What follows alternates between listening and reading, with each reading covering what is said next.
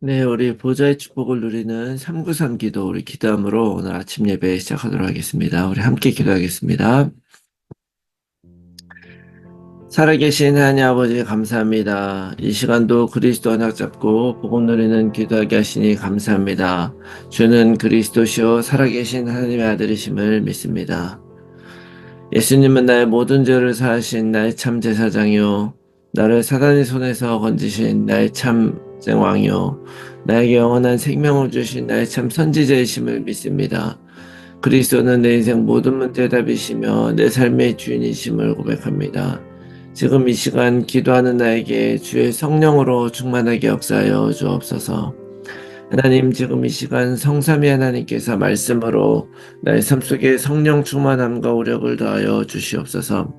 말씀을 선포하시는 성부 하나님, 그 구원의 말씀을 성취하시는 성자 그리스도 예수님, 말씀으로 나와 함께 하시는 성령 하나님이 영력, 지력, 체력, 경제력, 인력으로 충만하게 하사 참칠나라 5천 종족을 살리게 하옵소서. 하나님, 지금 이 시간 기도를 통하여 보좌의 축복 9가지가 나에게 세팅되게 하여 주시옵소서. 보좌의 축복 시공간 초월 237 살릴 빛이 내게 충만히 임하여 하나님의 형상과 생기가 회복되어 올려주셨던 에덴의 축복이 임하게 하옵소서. 그리하여 나와 교회와 현장에 전무후무한 응답을 주옵소서. 하나님, 지금 이 시간 보좌의 축복이 실현되어 삼실 살리는 축복의 증인이 되게 하옵소서. 늘 생명력이 넘치는 강단 말씀이 선포되게 하셔서 목회자와 함께 교회를 살리게 하옵소서. 그 선포된 말씀을 붙잡은 중직자를 통해 교회와 현장과 산업이 살아나게 하옵소서. 그리하여 렘넌트가 일어나 전 세계를 살리고 미래를 살리게 하옵소서. 오늘도 언약 잡고 기도하는 우리들에게 최고의 축복을 부어주시고 축복을 볼 수 있는 영안과 믿음을 허락하여 주시옵소서. 하나님, 자녀의 기도를 반드시 응답하시며 성령으로 역사하실 줄 믿습니다. 이 모든 말씀을 예수 그리스도의 이름으로 기도합니다. 아멘. 우리 찬송가 258장 우리 함께 찬송하겠습니다. 258장입니다.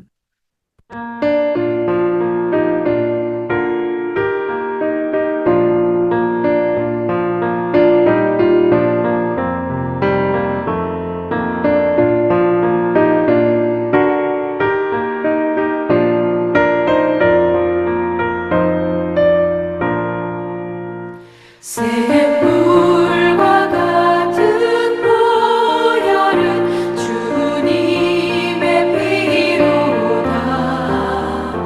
보혈의 죄를 씻으면 정하게 되겠네. 정하게 되겠네. 정하게 되겠네.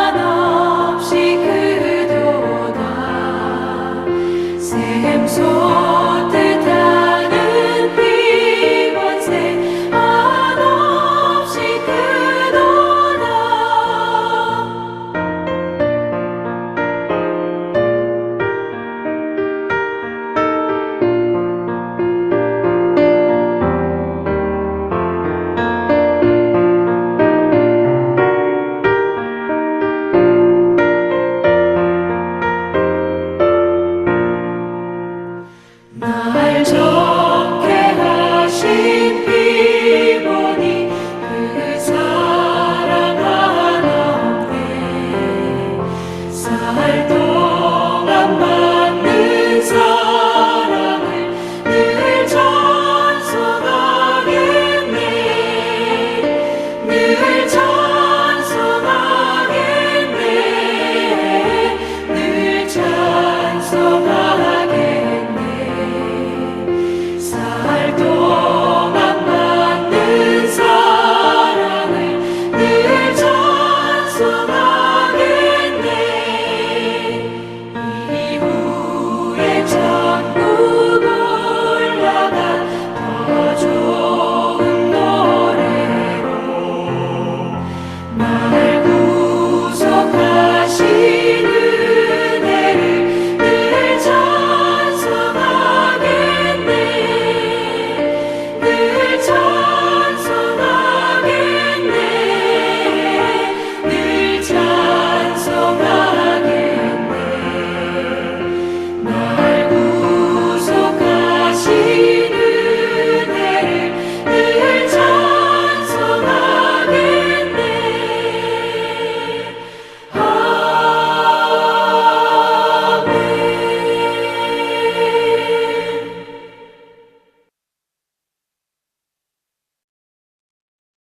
아멘. 네, 오늘 아침 하나님께서 우리에게 주시는 말씀 마가복음 6장 30절에서 44절 말씀입니다. 마가복음 6장 30절에서 44절 말씀 제가 읽겠습니다. 사도들이 예수께 모여 자기들의 행한 것과 가르친 것을 낱낱이 고하니 이르시되 너희는 따로 한적한 곳에 가서 잠깐 쉬어라 하시니 이는 오고 가는 사람이 많아 음식 먹을 겨를도 없음이라. 이에 배를 타고 따로 한적한 곳에 갈새 그들이 가는 것을 보고 많은 사람이 그들인 줄 안지라. 모든 거울로부터 도보로 그곳에 달려와 그들보다 먼저 갔더라. 예수께서 나오사 큰 무리를 보시고 그 목자 없는 양 같음을 인하여 불쌍히 여기사 이에 여러 가지로 가르치시더라. 때가 저물어가매 제자들이 예수께 나와 여짜오되 이곳은 빈들이요 날도 저물어가니 무리를 보내어 두루 촌과 마을로 가서 무엇을 사 먹게 하옵소서. 대답하여 이르시되 너희가 먹을 것을 주라 하시니 여짜오되 우리가 가서 200데나리온의 떡을 사다 먹이리이까. 이르시되 너희에게 떡 몇 개나 있는지 가서 보라 하시니 알아보고 이르되 떡 5개와 물고기 2마리가 있더이다 하거늘. 제자들이 명하사 그 모든 사람들로 때를 지어 푸른 잔디 위에 앉게 하시니 때로 100명씩 또는 50명씩 앉은지라. 예수께서 떡 5개와 물고기 2마리를 가지사 하늘을 우러러 축사하시고 떡을 떼어 제자들에게 주어 사람들에게 나누어 주게 하시고 또 물고기 2마리도 모든 사람에게 나누심에 다 배불리 먹고 남은 떡 조각과 물고기를 12바구니에 차게 거두었으며 떡을 먹은 남자는 5,000명이었더라. 아멘, 아멘. 할렐루야. 새로운 하루가 시작이 되었습니다. 하나님은 우리의 왕이시고 또 우리의 주인이십니다. 우리는 하나님에게 어떤 존재일까 한번 생각해 보셨습니까? 우리는 세상을 향해 하나님을 드러내는 향기고 증인입니다. 왜냐하면 임마누엘 하나님이시잖아요. 하나님이 우리와 함께하고 계시기 때문에 바로 우리들을 통해서 하나님이 나타나시는 것이다. 그러므로 우리가 더욱더 담대하게 이 복음으로 살아가야 될 이유가 있다고 믿습니다. 우리가 그렇게 살아갈 때 하나님은 우리를 통해서 영광 받으시고 또 역사하실 줄 믿습니다. 이번 주간에도 이 말씀 붙잡고 승리하시기 바라고요. 오늘도 예수님은 그리스도 모든 문제 해결자이시고 또 우리와 함께 하시는 임마누엘 하나님이심을 믿습니다. 자, 오늘 말씀은 예수님께서 제자들을 이제 둘씩 보내신 다음에 그 제자들이 이제 돌아왔어요. 예수님 두 제자들이 돌아왔는데 그 다음으로 이어지는 이야기가 바로 우리가 잘 알고 있는 오병이어의 이야기죠. 마가복음은 좀 특별한 구조를 갖습니다. 이거를 샌드위치 구조라 그러는데요. 어떤 하나의 메시지를 쭉 전달하면서 중간에 어떤 스토리를 집어넣어요. 그래서 예수님이 제자들을 2명씩 이제 현장에 보내시는 사건이 있었고요. 그 예수님이 제자들이 이제 돌아오는 그 사이에 바로 세례 요한이 헤로당에게 어떻게 죽임을 당했는지에 대한 얘기가 들어가 있죠. 물론 그것에 대한 의미도 많이 있습니다만, 이제 오늘은 그런 말씀을 드릴 건 아니고, 자, 그렇게 하고 나서 그 스토리를 딱 끝난 다음에 바로 이어지는 것이 이제 돌아온 제자들과 이제 포럼하는 거예요. 30절에 사도들이 예수께 모여 자기들이 행한 것과 가르친 것을 낱낱이 고했다. 어떻게 했습니까? 귀신들도 쫓아나고 병자들도 고쳐지는 그런 역사를 체험을 한 거죠. 제자들이. 자, 그러니까 이제 우리가 한적한 곳으로 가서 이제 좀 쉬고 먹자. 그러면서 이제 한적한 곳으로 가는 거예요. 가는데 많은 사람들이 이제 그들을 보고 따라오죠. 여러분, 오병이어의 기적의 이야기들은 여러분들이 잘 아시니까 그 내용을 굳이 설명을 드리지 않아도 될 거라고 생각합니다. 그런데 이 이야기는요, 이 말씀 속에서 정말 이 하나님이 예수님을 통해서 정말 이 전능하신 그런 놀라운 일을 행하셨다라는 그런 스토리가 기록되어 있기 때문에 마치 그것을 위해서 쓰여진 것처럼 느껴질 수 있어요. 그렇지만 사실은 이 말씀은 하나님이 이런 전능하신 분이다라는 것을 이야기하려고 쓰여진 것은 아니다라고 저는 생각합니다. 물론 하나님만 하실 수 있는 일이죠. 보리떡 5개와 물고기 2마리로 5천 명이나 넘는 사람들을 먹이시는 건 아무나 할 수 있는 일이 아니에요. 그렇지만 사실은 이 말씀이 우리에게 주시는 말씀 뭐냐면 그런 하나님의 능력이 어떻게 작용을 했느냐.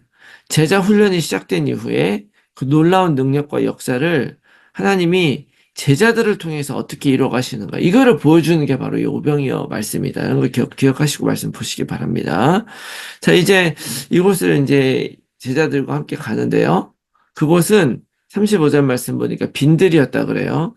벳세다의 광야로 알려져 있는데 거기에 많은 사람들이 여전히 예수님 따라와요. 왜 따라왔습니까? 그들은 어떻게 보면 그냥 뭐 병 고치려고 온 사람도 있었을 것이고 문제 해결하려고 온 사람도 있었을지 몰라요. 그런데 그들을 예수님 뭐라 그러냐? 목자 없는 양 같은 사람들이다.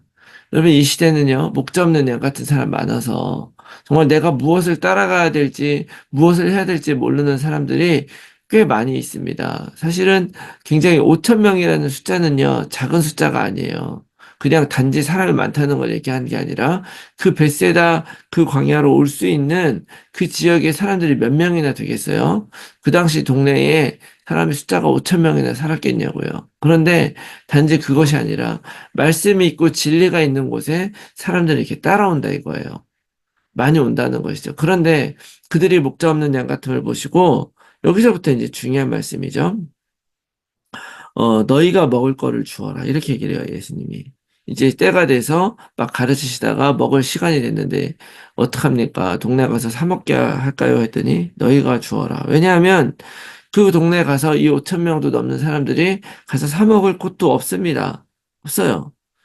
그들은 가이드가 없는 사람들이, 오늘날도 이런 사람들이 너무나 많이 있어요. 목자 없는 양 같다는 게 뭡니까? 우리 인생에 가이드 없이 살아간 사람 얼마나 많습니까? 여러분들은 복음만이 들어오고 예수 안에 들어왔는데 여러분들은 과연 가이드가 있어요? 여러분 인생에? 우리들의 인생은 바로 하나님이고 가이드는 말씀이잖아요. 근데 그런 사람들 많아요. 그런데 그렇게 예수님 모르는 사람들에게 너희들가 줘라. 근데 그들을 먹이려면 200데나리온이라 필요한 만큼 돈이 들죠. 원 데나리온이 하루 일삭이잖아요. 200일이나 일해야 먹게 되는 큰 돈이 필요하다는 거죠. 그만큼 사람이 많아요. 그런데 예수님의 답은 너희가 200데나리온이 필요한 게 아니라 예수님의 말씀을 따라가서 예수님이 하라는 대로 하면 되는 것이다. 라고 하는 것이 바로 뭐냐? 가서 50씩, 100씩 앉히시는데 제가 눈에 띄는 건 뭐냐면 푸른 잔디 위에 앉게 하셨다. 모든 사람들이 그냥 앉는 게 아니에요. 푸른 잔디 위. 그 푸른 잔디 위에 하니까 무엇이 연상되십니까? 시편의 말씀, 시편 1편의 말씀이 연상되죠. 저는 시냇가에 심은 나무가 시절어져서 과실을 맺고 그 잎사귀가 마르지 않는다. 어떤 광야에 있다 할지라도 특히 이 이스라엘이라고 하는 곳에 이 푸른 잔디가 있기 쉽지 않아요. 근데 그 푸른 잔디가 있다고 하는 것은 무슨 얘기입니까? 그곳이 빈들이고 광야지만 물을 먹는 곳이에요. 물을 먹는 풀이 잔디가 있는 곳이죠. 말씀이 들어가는 곳은 잔디가 변하는 거예요. 잔디가 푸르게 되는 것입니다. 이 캘리포니아도 스프링클러 있는 데는 파랗잖아요. 없는 데는 누렇고. 무슨 얘기냐? 이 말씀이 있는 자리에 앉아버리니까 그대로 앉아버리고 그 다음에 제자들이 한 일은 뭡니까? 예수님이 떡을 떼서 축사하시고 나눠주신 것을 갖다가 나른 것밖에 없어요. 어떻게 보리떡 5개가 이렇게 많아졌는지, 어떻게 물고기 2마리가 많아졌는지 몰라요. 그건 우리에게 속한 것이 아닙니다. 그런데 여기에 그 물고기를 들어 축사하셨다는 말은 무엇을 영상하게 하느냐? 바로 예수님의 그 최후의 만찬. 예수님은 몸으로 오신 한 분의 사람이었을 뿐이죠. 그렇지만 그분이 자기의 몸을 사람들에게 나누어 주었을 때 그것을 말씀으로 믿고 생명으로 믿고 예수 그리스도를 믿는 사람은요, 그 예수님의 몸을 먹으면서 오늘날 그리스도인으로 우리 가운데 존재하는 거예요. 여러분, 이것을 이해해야 됩니다. 이 먹는다고 하는 것은요, 우리의 생명을 의미하는 거예요. 내가 무엇으로 생명을 삼느냐. 바로 예수 그리스도가 떼어주시는 그분의 몸을 먹고, 그분의 말씀을 먹고 살아가는 그들이 어떻게 되냐. 배불리 먹고 12광줄이나 남았다. 여기서 12바구니가 말하는 것이 무슨 의미입니까? 이스라엘의 12지파 얘기하는 것이죠. 언약 백성들이 먹고 살아가기에 충분히 남기셨다. 이게 바로 예수님이 제자들 통해서 하신 일이죠. 제자들 이제 제자 훈련하며 복음 선포하고 귀신 쫓아내고 병자 고치고 이제 그들을 통해서 하나님이 어떤 일을 하실 것인지를 이 오병이어의 사건을 통해서 우리에게 보여주는 거예요. 여기서 우리가 정말 바른 제자라면 이 말씀을 이해해야 되죠. 예수님이 친정 그들에게 하시고자 하는 것이 뭐냐. 먹는 것에 매몰되지 말라는 거예요. 먹는 거에 매몰되면 200데나리온이 우리가 없기 때문에 못해요. 그리고 이 5,000명이 따라오는 게 귀찮을 수밖에 없습니다. 그러나 500명의 그 먹는 것에 매몰되는 것이 아니라 무엇에 매몰되느냐? 하나님의 말씀. 우리가 먹는 것이 바로 하나님의 말씀이고 하나님이 하시겠다고 하면 믿음으로 순종하며 나아가는 거죠. 그러면 보리떡 5개와 물고기 2마리로 충분하다. 나에게 무엇이 있는가? 나에게는 믿음도 부족하고 또 능력도 부족하고 돈도 부족해요. 그렇지만 예수님이 제자들에게 원하시는 것은 그런 거 돈 벌어가지고 뭐 하라는 것이 아니라 믿음으로 선포하며 하나님께 나아가라는 것이죠. 우리에게 이 사명이 있다고 해서 우리도 50명, 100명 교회 세워야 되느냐? 그런 게 아니죠. 교회를 세워야 하는 건 맞지만 그것도 하나님 하시는 거예요. 먼저 우리를 부르신 하나님의 뜻을 먼저 잡으라는 거죠. 우리들은 어떤 사명이 있느냐? 우리가 예수 그리스도에게서 주시는 그 놀라운 생명의 말씀을 받아 전달하는 사명이라는 걸 기억하시고 오늘 생명의 떡이신 예수 그리스도를 우리도 받아 누리고 그것을 전달해서 정말 목자 없는 양 같은 사람들 잔디 위에 앉게 하는 그런 제자의 사명 사는 여러분들이 되시기를 예수 그리스도 이름으로 축원합니다. 아멘. 자, 말씀 놓고 우리가 함께 나눌 기도의 제목은요. 나의 생각과 판단으로 주님의 길을 판단하지 않게 하시고 완전하신 하나님의 계획과 일을 더욱더 신뢰하며 따라가게 하옵소서. 나를 제자로 부르시고 나를 통해 사람들을 먹이시고 살리기 원하는 하나님의 뜻에 합당한 제자 될 수 있도록 더욱더 믿음을 더하여 주시옵소서. 모든 성도들의 삶의 현장에서 말씀 운동에 결실을 맺는 전도자로 살게 하여 주시옵소서. 우리의 자녀들을 오직 그리스도로 살게 하시고 237 치유 서밋의 지도자로 살아가게 하여 주시옵소서. 불신자 자녀 또는 가족들이 복음만에 들어올 수 있도록 성령께서 역사하시고 하나님의 시간표가 이를 때까지 오직 약속 붙들고 기도하게 하여 주시옵소서. 몸에 아픈 분들이 혈관에 치유되어 힐링의 증인이 되게 하여 주시옵소서. 제124 말루티시 운동 안에서 영원한 응답을 받고 영적 유산을 후대에 남기는 삶이 되게 하옵소서. 나의 현장과 상황 속에서 정확한 복음에 집중하면서 하나님이 주실 응답을 기다리며 날마다 언약 안에서 걸어가게 하옵소서.